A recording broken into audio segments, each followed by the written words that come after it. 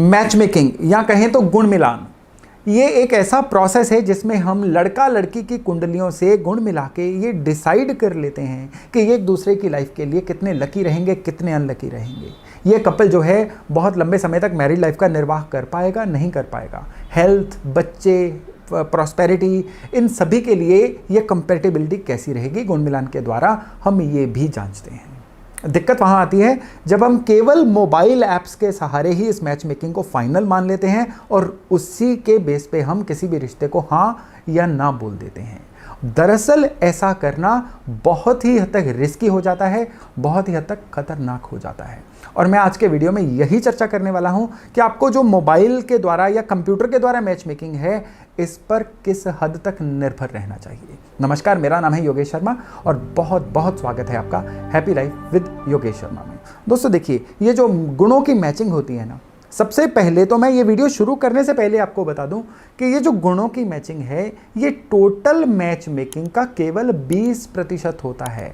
यानी match making में हम देखते हैं कि इन दोनों के जो आपस में पूरे ग्रह हैं, ये किस हद तक मैच कर रहे हैं। मैच मेकिंग में हम ये भी देखते हैं कि दिखने में तो मांगलिक है, क्या दरअसल ये मांगलिक के प्रभाव आ रहे हैं कि नहीं आ रहे हैं। नॉर्मली 100 में से 70 केस में तो हम देखते हैं कि कोई दिखने में तो मांगलिक होता है, लेकिन मांगलिक के जो प्रभाव होते हैं ना, वो उसको नहीं आ रहे होते हैं। लेकिन लोग फिर भी मांगलिक नॉन मांगलिक होने की वजह से शादियों को मना कर देते हैं। ऐसा ये सब इसलिए होता है क्योंकि ये जो मोबाइल ऐप्स हैं, जो आपको वो गुण मैचिंग होती है वो बता देती है, और इस गुण स्कोर को ही हम एक फाइनल वर्डिक्ट मान लेते हैं, एक फाइनल आदेश मान लेते हैं कि ये शादी हो सकती है, नहीं हो सकती है। भाई 36 गुण हैं, उसमें से 18 मिलेंगे तो शादी करनी है, नहीं मिलेंगे तो नहीं करनी है। दरअसल ऐसा है ही नहीं। मैच मेकिंग में सबसे पहले देखना होता है कि इन दोनों के जो इंडिविजुअल चार्ट्स हैं, इनकी जो नेचर है, क्या वो आपस में मैच कर रही है। कई केसेस में ऐसा होता है कि किसी का स्वभाव अग्नि स्वभाव है और जो लाइफ पार्टनर है उसका स्वभाव जो है वो जल स्वभाव है। आग और पानी का मेल हो नहीं सकता। लेकिन मैच मेकिंग में 36 में से उनको 30 गुण मिल रहे हैं और हम हाँ कर देते हैं। अब आग और पानी कैसे निभाएंगे? तो उसके बाद क्या होता है कि शादी के बाद दिक्कतें आनी शुरू हो जाती हैं और लोग कहते हैं हमने तो 36 में से 30 गुण मिलाए थे, इनकी शादी जो है क्यों कामयाब नहीं हो रही है। क्या एस्ट्रोलॉजी गलत है?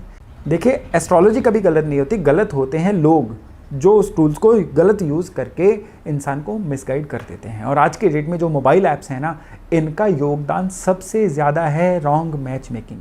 मैं उदाहरण के तौर पे आपसे एक मैच मेकिंग शेयर कर रहा हूँ जो मोबाइल ऐप के द्वारा मैच मेकिंग की गई है।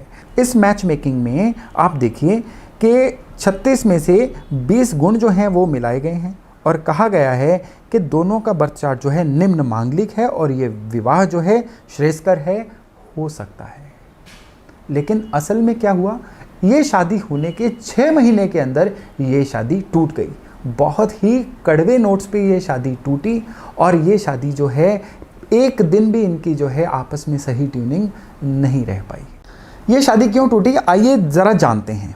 लड़के की जन्म कुंडली में अगर आप ध्यान से देखें तो लड़के के फर्स्ट हाउस में राहु हैं और लड़के के 11th हाउस में चंद्रमा है।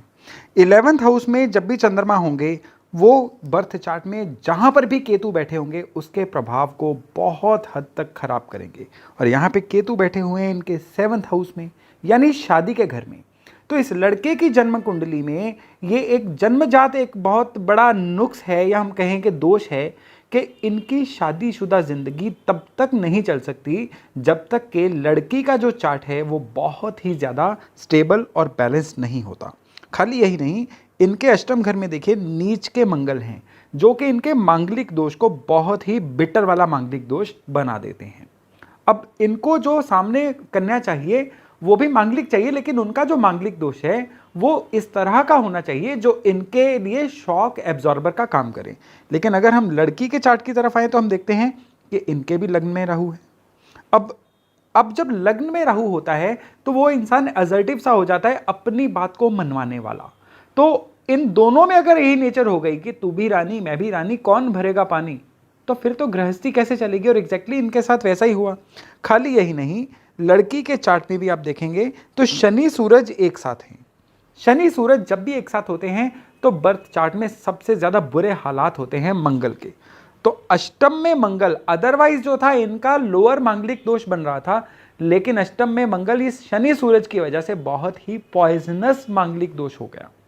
तो इसकी वजह से ये जो मैच मेकिंग है ये एक बहुत ही इम्प्रॉपर मैच मेकिंग है। दोनों ना एक दूसरे के लिए लकी थे, ना ही दोनों का जो टेम्परामेंट था वो एक दूसरे के साथ मैच कर रहा था।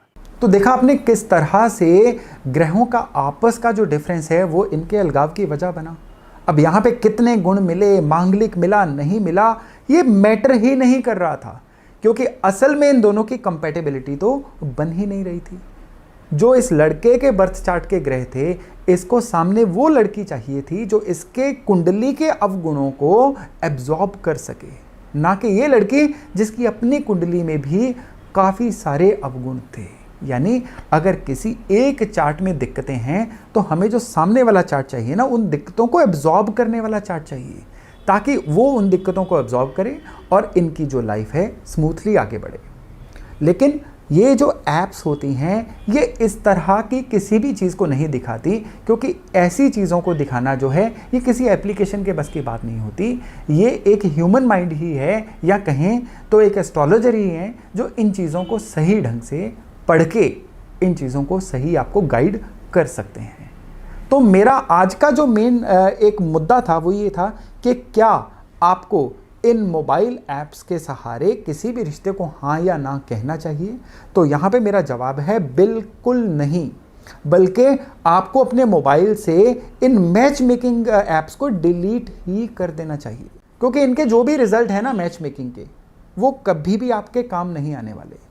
जिन चार्ट्स को ये रिजेक्ट करती हैं, कई बार मैंने देखा है बहुत ही अच्छे चार्ट्स होते हैं जिनको ये मांगलिक, नॉन मांगलिक या कई और कारणों की वजह से रिजेक्ट कर देते हैं। बेसिकली इनका जो डाटा इनपुट होती है ना, वो यही होती है कि जिसके गुण कम हो उसको रिफ्यूज़ कर दो, जिनके मांगलिक नॉन मांगलिक का फ़र्क है उनको रिफ्यूज़ कर दो। असल में मैच मेकिंग में इनकी जो बारी है ना बहुत बाद में आती है, और इनकी रेलेवेंस 5 से 10% है, इससे ज़्यादा है ही नहीं। मैरिज में जो सबसे बड़ी रेलेवेंस है वो ये है कि जो आपका मैरिज का पीक टाइम होता है ना, मैरिज होने से 10-15 साल बाद जब परिवार ने बढ़ना होता है, आपकी इनकम ने भी बढ़ना होता है, करियर ने सेटल होना होता है, हर चीज़, उस समय में लड़का लड़की की दशाएं कौन सी चल रही हैं, उनका ग्रह गोचर किस तरह का आ रहा है, उनके जो कुंडली में अच्छे योग हैं क्या वो उन दिनों में फलित हो रहे हैं, कि कुछ ऐसा हो रहा है कि उन दिनों में उनका बहुत ही खराब समय आ रहा है। इन सब चीज़ों का ध्यान रखना होता है और उसके बाद ही डिसाइड करना होता है कि क्या ये कंपैटिबिलिटी अच्छी है या बुरी है। तो दोस्तों मैं आशा करता हूँ कि आज के वीडियो से आपको ये एक विशेष आइडिया हो चुका होगा कि कभी भी ये एप्लीकेशन या सॉफ्टवेयर के बदौलत आपको डिसाइड नहीं करना है कि ये शादी हो सकती है या नहीं हो सकती है। मैं आशा करता हूँ कि आज के वीडियो से आप एक ये ज्ञान लेके अपनी लाइफ में आगे और कईयों की लाइफ को स्पॉइल होने से रोक पाएंगे। तो आज का वीडियो यही तक था। बहुत जल्द मिलते हैं एक नए वीडियो, एक नए टॉपिक के साथ। तब तक अपना खूब ध्यान रखिएगा। नमस्कार।